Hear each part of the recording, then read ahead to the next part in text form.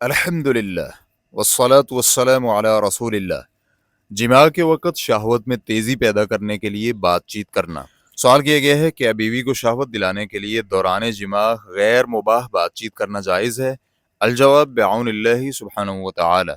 جماع کے دوران خاوند اور بیوی کے لیے ایسے الفاظ کی ادائیگی جائز ہے جس سے شہوت کو مہمیز ملتی ہو۔ اس میں شرط نہیں کہ وہ الفاظ سنت میں ہی وارد ہوں، لیکن یہ کلام ایسی چیز میں نہ ہو جو شرعاً حرام ہے، مثلا جھوٹ، افتراء یا بہتان وغیرہ۔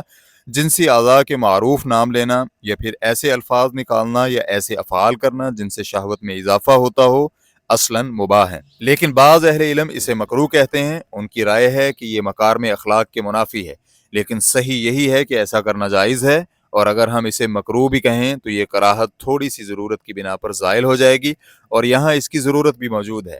اور پھر جب خاوند کے لیے بیوی کی شرمگاہ کو چھونا اور اسے دیکھنا اور اس سے فائدہ حاصل کرنا جائز ہے، تو بیوی کی شہوت زیادہ کرنے کے لیے اس کا نام لینا بالاولیٰ جائز ہوگا، اور اسی طرح بیوی بھی خاوند کے لیے ایسا کر سکتی ہے۔ واللہ تعالی اعلم۔ اسلام کیو اے ریکارڈنگز، مؤسسۃ الشیخ محمد صالح المنجد، المملکۃ العربیۃ السعودیہ، فتویٰ نمبر 45597۔ السلام علیکم ورحمۃ اللہ وبرکاتہ۔